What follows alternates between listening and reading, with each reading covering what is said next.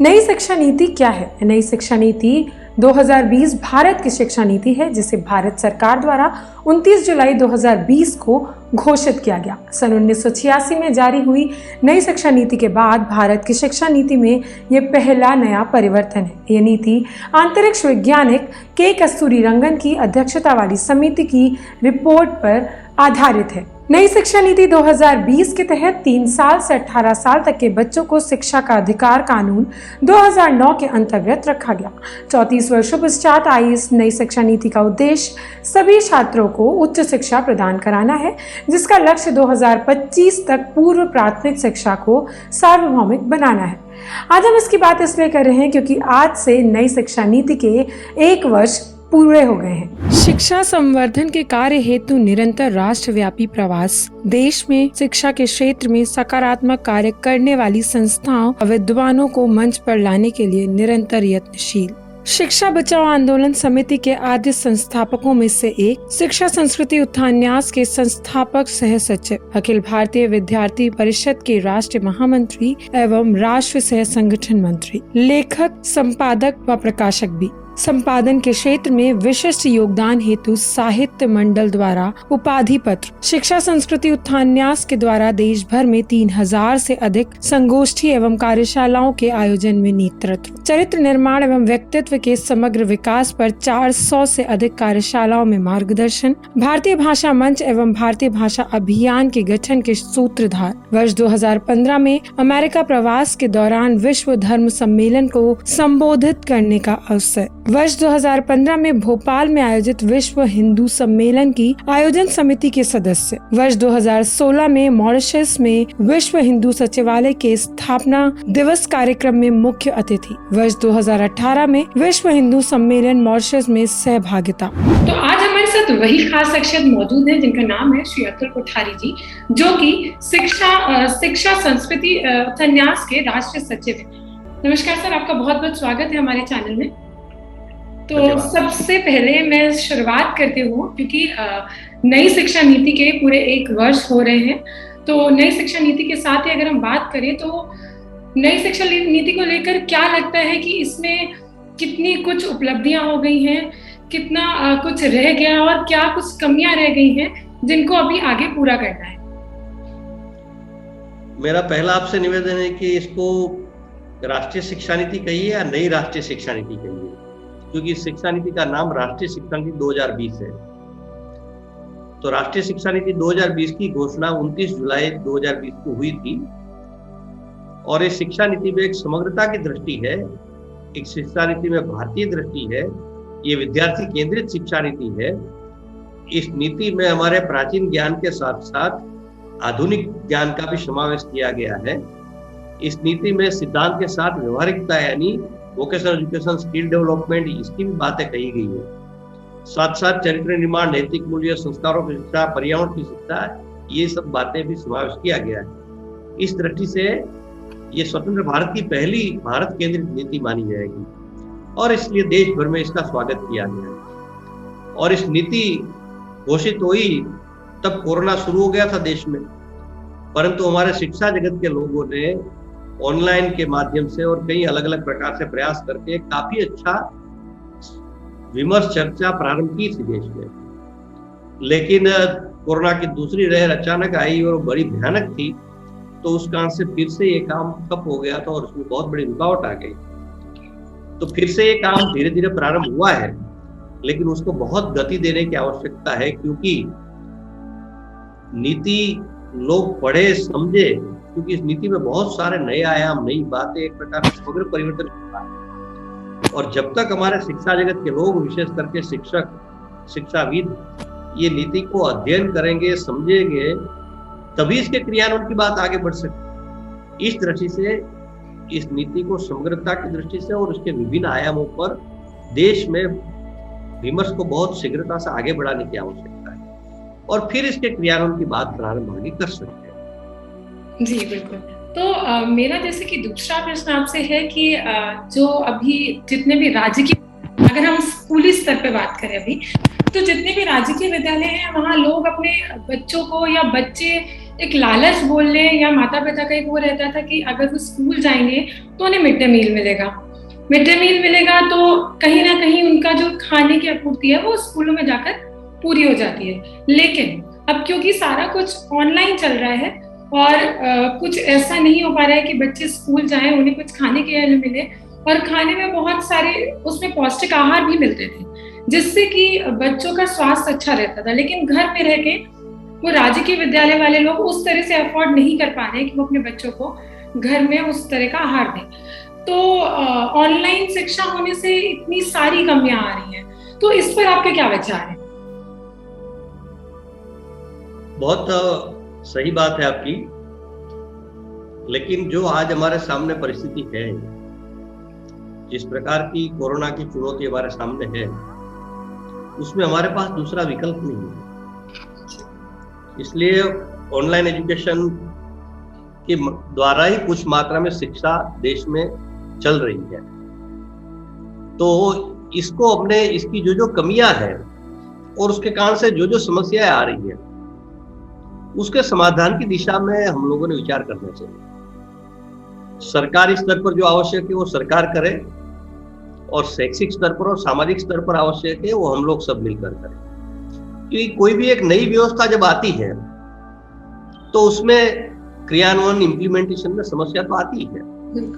एकदम नई व्यवस्था यथावत स्थापित नहीं हो सकती है, धीरे धीरे ग्रेजुअली उसको ठीक किया जा सकता है। तो ये एक ऑनलाइन एजुकेशन हमारे सामने चुनौती भी है और अवसर भी है। तो इसको अगर इस व्यवस्था को हम ठीक कर लेते हैं तो ये एक बड़ा अवसर होगा हमारे देश के लिए। तो इसका भी हमने साथ साथ विचार करना चाहिए। तो मुझे लगता है कि कुछ समय की समस्या है, लेकिन भविष्य के लिए हमारे एक बहुत अच्छी उपलब्धि हो सकती है। तो अभी हमने शिक्षा, ये राजकीय शिक्षा के बारे में बात किया। अब अगर हम इसी पे आगे चलते हैं तो दिल्ली की अगर बात करें तो दिल्ली में बहुत ज्यादा मतलब पोल्यूशन को लेके ये सब में तो बस का किया गया, ऑड इवन कर दिया गया, दिल्ली सरकार ने कर दिया। अगर इसी तरह से इस चीज को अगर दिमाग में रखते हुए जो हमारी ये शिक्षा है, इसको भी लगभग एक क्लास में 50 से 55 बच्चे रहते हैं, तो अगर हमें स्कूल जाके, क्योंकि एक तरह से ऑनलाइन पढ़ाई और स्कूल में जाना एक बहुत बड़ा फर्क होता है, क्योंकि कहीं ना कहीं ऑनलाइन शिक्षा में बहुत सारी लोग नहीं करा पा रहे हैं, कहीं कुछ परेशानियां आ रही हैं। तो अगर हम ऑड इवन के अकॉर्डिंग, रोल नंबर को ऑड इवन करके बच्चों को उस हिसाब से स्कूल भेजते हैं, तो शायद हम ढंग से एक शिक्षा उनको दे पाएंगे बच्चों को स्कूल जाने का। इसमें क्या रहेगा कि एक दिन 25 बच्चे गए, एक दिन 25 बच्चे गए, स्कूल जाके क्लास भी अटेंड कर लेंगे, और कहीं ना कहीं मतलब वो कमी नहीं रह जाएगी जो लोग घर पे नहीं कर पा रहे हैं। तो इस पर आपकी क्या राय है? नहीं, ये बहुत ही महत्वपूर्ण बात आपने जो कही है कि अभी कई राज्यों में विद्यालय में प्रारंभ हो रहा है कार्य जी। और आपके संज्ञान में होगा भी, कुछ एक सप्ताह पहले ICMR ने भी कहा था कि छोटे बच्चे के विद्यालय पहले प्रारंभ करना चाहिए, क्योंकि उनके रोग प्रतिरोधक क्षमता ज्यादा होती है छोटे बच्चों में, इससे उनको कोरोना के प्रभाव की संभावना कम रहती है। तो नंबर ये एक बात है। नंबर 2 ये बात है कि हमारे बच्चे पिछले 1.5 साल से लगभग घर में बंद हैं और प्रत्यक्ष शिक्षण बंद है। आपने बिल्कुल ठीक ही कहा कि प्रत्यक्ष शिक्षण जो है उनका ऑनलाइन विकल्प नहीं हो सकता। ऑनलाइन एजुकेशन एक उनको सहयोगी के रूप में हो सकता है, परंतु प्रत्यक्ष शिक्षण का विकल्प नहीं है, क्योंकि बच्चे जब तक घर से बाहर नहीं निकलेंगे और विद्यालयों में नहीं जाएंगे, खेल के मैदानों में नहीं जाएंगे, बच्चे एक दूसरे से मिलेंगे नहीं, तब तक वो बच्चे नहीं रहते हैं। तो इस तरह से ये 1.5 साल से हमारी शिक्षा बंद है, परीक्षाएं बंद है, तो अभी समय आया है कि धीरे धीरे उनको शुरू करना चाहिए ग्रेजुअली। और इसमें जो हायर एजुकेशन पर हमने दिया था सुझाव, विद्यालय स्तर पर इसका अलग विचार करना पड़ेगा। कि हमने हायर एजुकेशन लेवल पर कहा था कि भाई जो राष्ट्रीय शिक्षा नीति की अनुशंसा है वो भी क्रियान्वित हो सकती है, कोरोना की जो चुनौती है और उसके जो कोरोना के कारण हमको जो सावधानी रखनी है वो भी हो सकता है, और साथ साथ हमारा शिक्षण भी ठीक ढंग से शुरू हो सकता है। तो उसमें हमने कहा था कि 2 दिन ऑनलाइन, 2 दिन प्रत्यक्ष शिक्षण और 1 दिन बच्चों को प्रोजेक्ट वर्क, प्रैक्टिकल कार्य दिया जाए। तो वो बच्चे एक क्लास में जो बच्चे आ रहे हैं आज, उसकी तुलना में लगभग बच्चे 40%, 100% उपस्थित हो तब 40% आएंगे। ये होता नहीं है, ऐसे 30-35% बच्चे क्लास में आएंगे। तो 100 बच्चे जहां बैठते हैं वहां 30-35% बच्चे बैठेंगे। तो फिजिकल डिस्टेंसिंग है, जो सावधानी रखनी है, वो अपने आप 2 गज की दूरी हो जाएगी।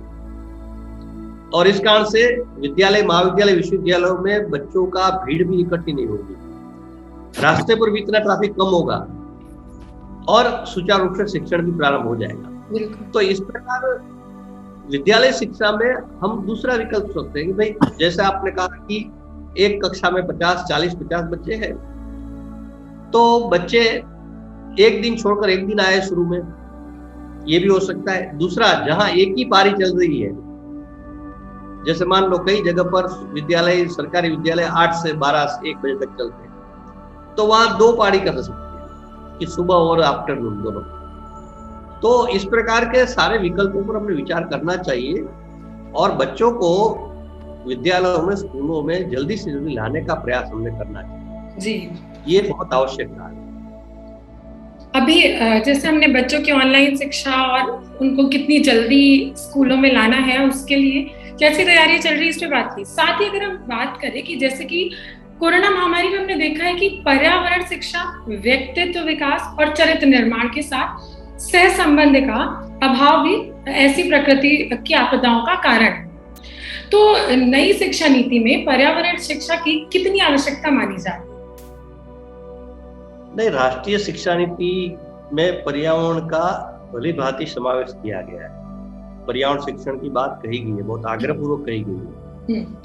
इसलिए पर्यावरण शिक्षण तो हमारे देश के लिए बहुत आवश्यक है।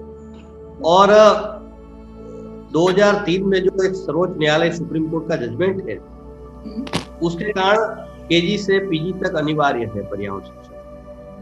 लेकिन उनके पर्यावरण शिक्षण देने के तरीके पर विचार करना। अभी क्या है कि सिर्फ हम सैद्धांतिक पर्यावरण पढ़ा देते हैं।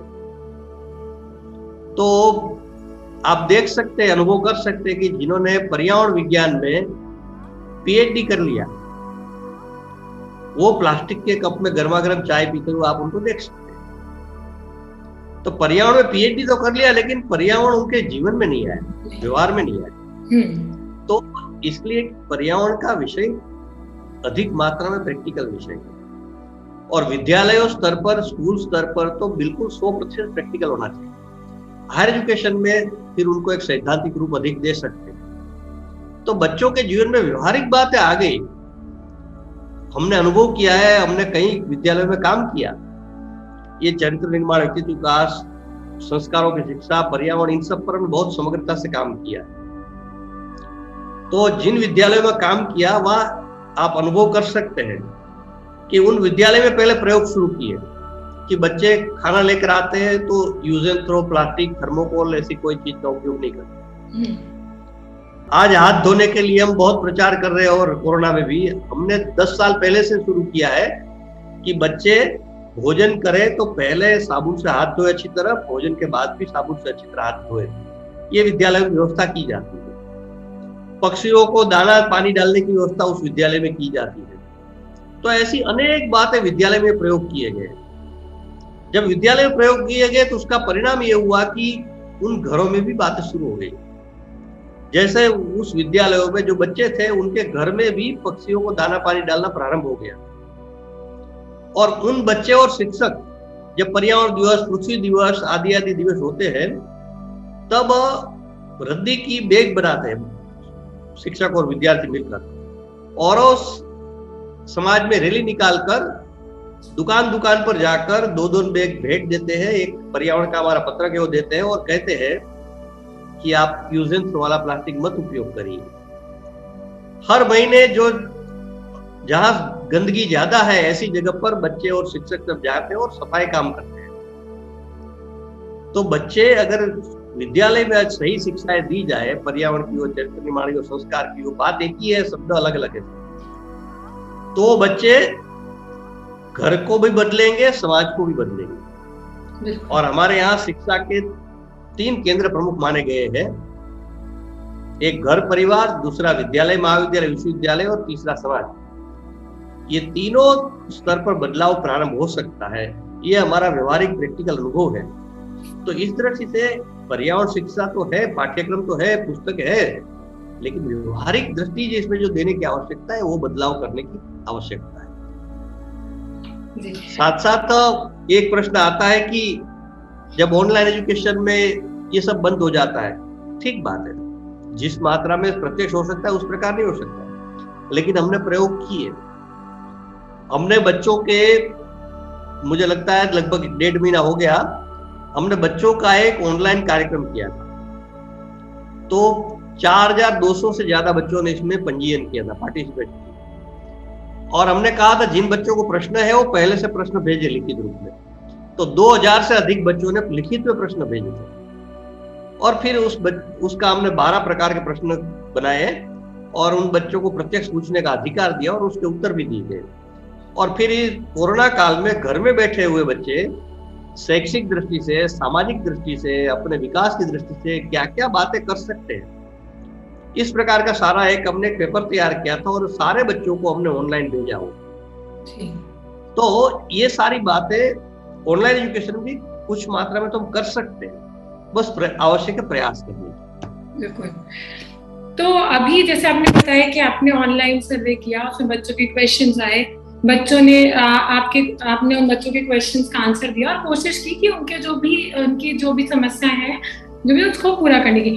अगर इसी ऑनलाइन की बात करें तो मैंने कई जगह देखा कि बच्चों को, जैसे एक उड़ीसा का ले लेते हैं, उड़ीसा में एक सर्वे किया गया, तो उसका जो उड़ीसा का डाटा है वहां पे निकला कि मतलब जो 40% लोग हैं, सिर्फ वही लोग हैं जो ऑनलाइन एजुकेशन ले पा रहे हैं, बाकी लोग नहीं ले पा रहे क्योंकि कभी नेटवर्क दिक्कत आ जाती है, कहीं कुछ हो जाता है, कहीं पे लोग इतने ज्यादा सक्षम नहीं होते हैं कि वो अपने बच्चों को ऑनलाइन शिक्षा दिला पाए। उड़ीसा ही नहीं बल्कि ये ऑनलाइन शिक्षा की ये जो कमी है ये पूरे देश में कहीं ना कहीं हो रही है, क्योंकि बहुत से ऐसे गांव हैं, बहुत से ऐसे हिली एरियाज है जो डेवलप नहीं है, जहाँ पे अभी भी नेटवर्क की प्रॉब्लम है, या फिर जो आदमी खुद खा नहीं सकता है, उसके घर में 4 बच्चे हैं, एक ही फोन है अगर है शिक्षा के लिए, और चारों बच्चों को पढ़ाना है, लेकिन वो क्योंकि उनके पास इतना अभाव है पैसे का कि वो नहीं पढ़ा पा रहे, या कहीं नेटवर्क इशू है तो नहीं पढ़ा पा रहे हैं। तो मतलब अगर हम इसके लिए ऑनलाइन शिक्षा की बात करें तो कहाँ तक ये चीज मतलब आगे चल के कारगर साबित होगी कि अगर नहीं, क्योंकि अब हमें इस न्यू नॉर्मल के साथ ही जीना है हमेशा, एक वो हो गया है। तो अगर कल नहीं होता है कि हमें ऑनलाइन शिक्षा लेनी है तो ये कितना कारगर रहेगा आगे तक के लिए, या जिनके पास नहीं है, जिनके पास ये सारी सुविधाएं नहीं है, तो उनके या तो सुविधा प्राप्त कराई जाएंगी, अगर नहीं कराई जाएंगी तो शायद उनकी पढ़ाई वहीं रह जाएगी, क्योंकि हर कोई इतना अफोर्ड नहीं कर सकता। नहीं, इसमें कुछ व्यवस्थाएं हमने खड़ी करनी पड़ेगी, जैसे कम्युनिटी रेडियो है, इसके माध्यम से भी कुछ बातें हो सकती है, दूरदर्शन के माध्यम से हो सकता है। दूसरा ये करना चाहिए कि जैसे एक 5-6 गांव आसपास के हैं, वहां जो बड़ा कस्बा है वहां पंचायत भवन रहता है, कम्युनिटी सेंटर रहता है, ऐसे स्थान पर कुछ कंप्यूटर रखकर वो आसपास के बच्चे वहां पढ़ाई करने के लिए आ सकते हैं। तो इस प्रकार के अनेक विकल्पों पर विचार करना, कोई एक विकल्प से काम नहीं चलेगा। तो क्या है कि वहां मान लो एक 10-20 कंप्यूटर रख दिए तो 5-10 गांवों के सारे बच्चे क्रमबद्ध रूप से अपना अपना जगह क्लासेस होगी तो वहां पढ़ाई के लिए आएंगे और फिर वापस घर जाएंगे। तो इसको कोई खर्च नहीं होगा उन बच्चों को इसके लिए। तो इस प्रकार की व्यवस्था कुछ सरकारों के माध्यम से, कुछ सामाजिक स्तर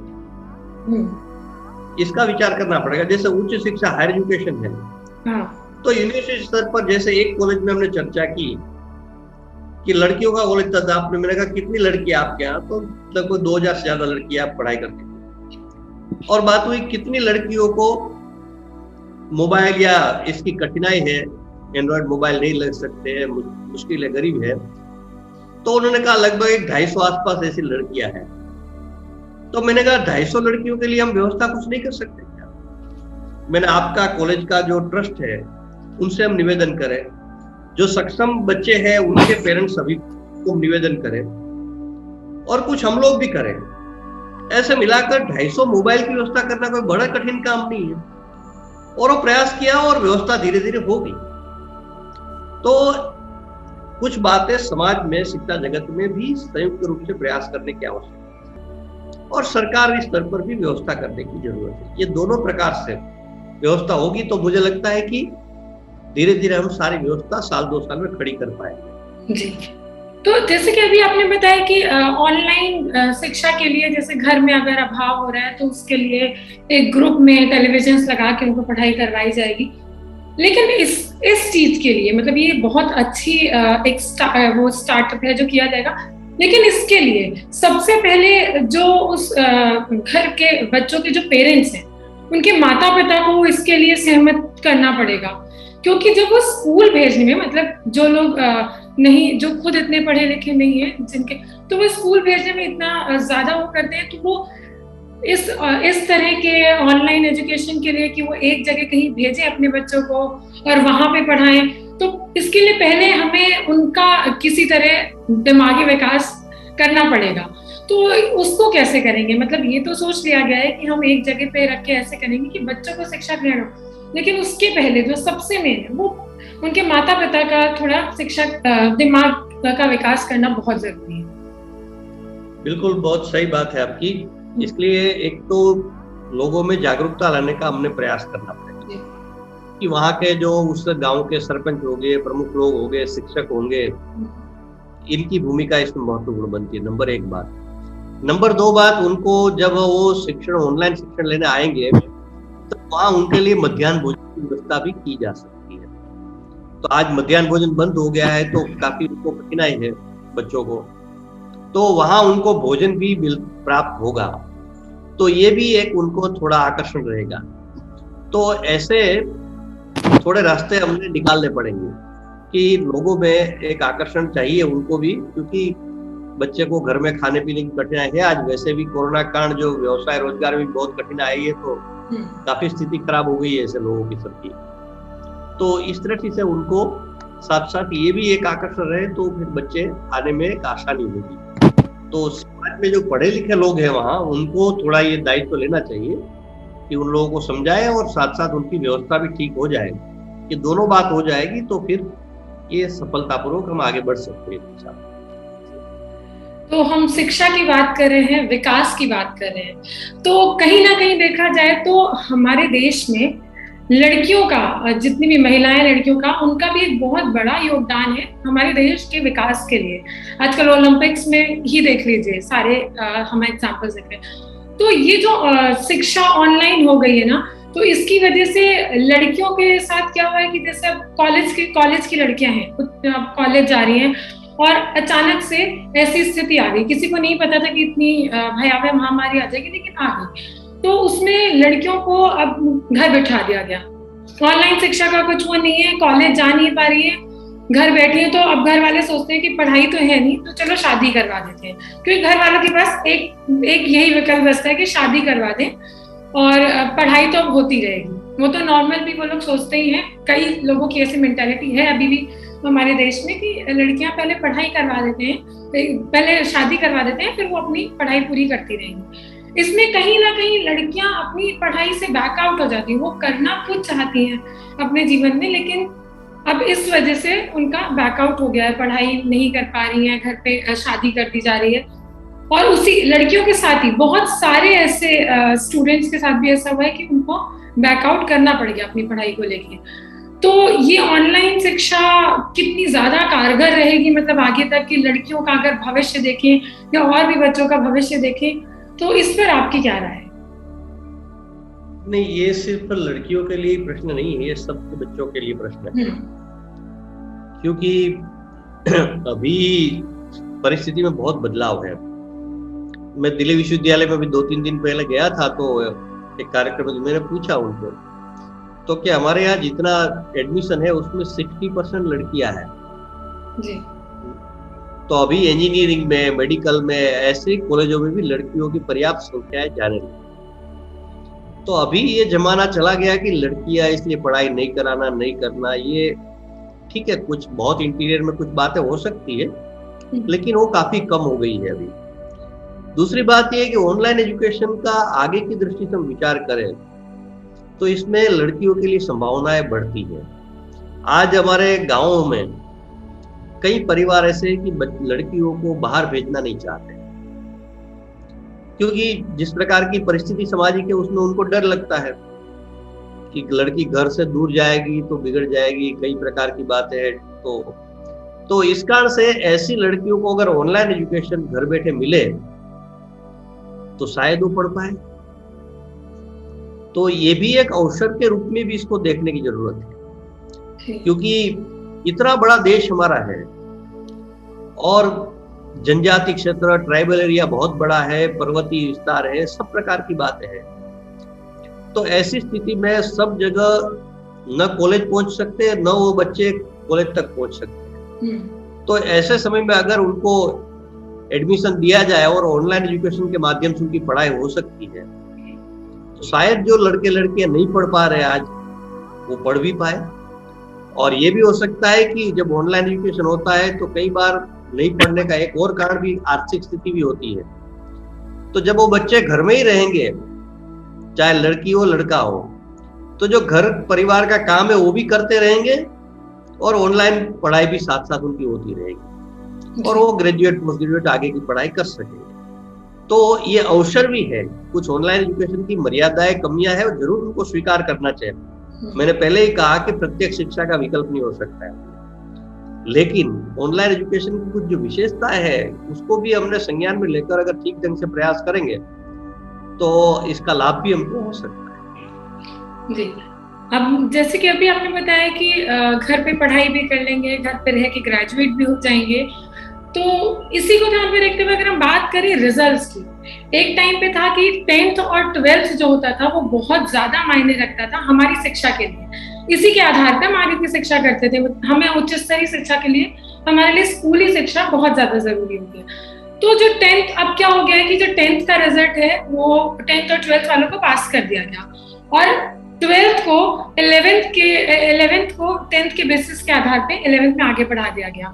11th बहुत इंपॉर्टेंट होता था क्योंकि 11th से हमारी एकदम स्ट्रीम बदल जाती थी और वही हमें आगे के लिए कि हमें आगे क्या बनना है, डॉक्टर बनना है, इंजीनियर बनना है, क्या बनना है, वो 11th की स्ट्रीम से ही कहीं ना कहीं हमारा कनेक्टेड रहता था। लेकिन अब क्योंकि जो हमारी नई शिक्षा नीति आ गई है और ये ऑनलाइन का जो ये दौर चल रहा है, इसमें हमारी पढ़ाई ऑनलाइन होती रहेगी और रिजल्ट्स ऐसे ही अगर आते रहेंगे तो कैसे हम आगे के लिए अपना एक मतलब भविष्य तैयार कर पाएंगे कि नहीं हम हमारा तो, क्योंकि ऐसे तो हर कोई पास हो जा रहा है, मतलब ठीक है क्योंकि इतनी बड़ी महामारी है तो अब होना ही है और कोई इसका विकल्प नहीं है। लेकिन जिन लोगों को ये कि हम तो बहुत पढ़ाई करते थे और वो बिल्कुल एवरेज स्टूडेंट है और दोनों का ही सेम आ रहा है, तो कहीं ना कहीं ये पढ़ने वाले स्टूडेंट के लिए और एक नॉर्मल एवरेज स्टूडेंट के दिमाग में ये बातें घर कर जाती हैं। तो इस पर मतलब आपकी क्या विचार है? देखिए, ये संकट तो बहुत बड़ा है, लेकिन हमने विकल्प ढूंढने पड़ेंगे जी। क्योंकि मैंने बहुत जगह ये बात कही कि जब बच्चे 1.5 साल से पढ़ाई बंद है, कुछ मात्रा में ऑनलाइन हो रही है, बाकी पढ़ाई बंद है और परीक्षाएं नहीं हो रही है। जो बच्चे पहले तो 9वीं तक 9th तक परीक्षा नहीं थी, तो जो बच्चे लास्ट ईयर 10th में होंगे तो वो 9th तक उन्होंने परीक्षा बिना परीक्षा पास हुए हैं। 10th में उनकी परीक्षा हुई नहीं बोर्ड की। 11th में इस साल आया है तो इस साल भी परीक्षा उनकी नहीं हुई और अभी वो 12th में आ गए, तो अगले साल उनको सीधे 12th की परीक्षा देनी पड़ेगी 12वीं की बोर्ड की, तो बहुत कठिन जाएगा उनके बच्चों के लिए। तो ये बहुत बड़ा संकट है और लोगों को इसकी गंभीरता विचार करना चाहिए। ऐसा मुझे लगता है कि जो कोरोना में आर्थिक नुकसान हुआ है हमको, उसकी गिनती हो सकती है कि भाई इतने करोड़ बेरोजगार हुए, इतने लोगों की नौकरी चली गई, इतने लाख करोड़ का नुकसान देश का हो गया। ये सब कैलकुलेशन हो सकते हैं, लेकिन शिक्षा में कितना नुकसान हो गया इसका कोई कैलकुलेशन नहीं हो सकता। वो तो अनुभव कर सकते हैं। मैं स्वयं आपको बताऊं कि 1 साल हमारी परीक्षा नहीं हुई थी इसी प्रकार के कारण से। जीवन भर इसका भुगतान आज हमको करना पड़ रहा है, अनुभव कर रहा हूं मैं।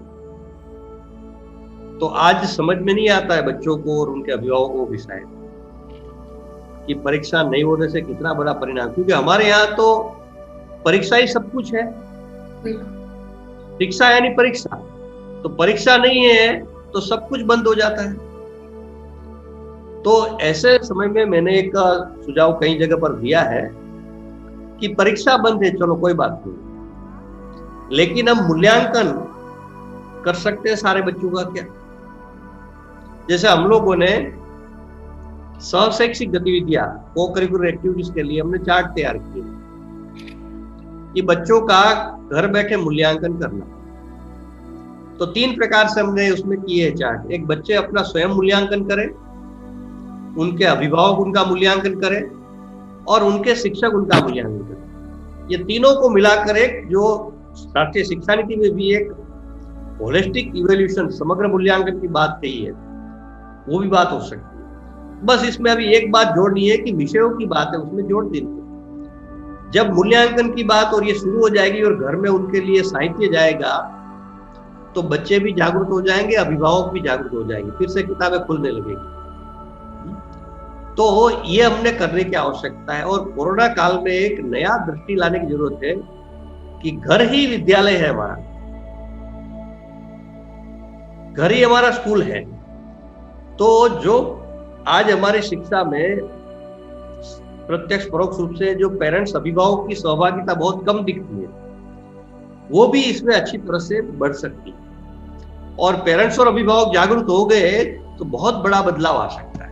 क्योंकि बच्चे विद्यालय में तो, महाविद्यालय में तो 4-5 घंटे होते हैं, बाकी तो 18 घंटे घर में ही होते हैं, परिवार के साथ ही होते हैं। तो घर में भी एक शिक्षा का, पढ़ाई का एक वातावरण हो जाए, वही घर इस विद्यालय का कॉन्सेप्ट है।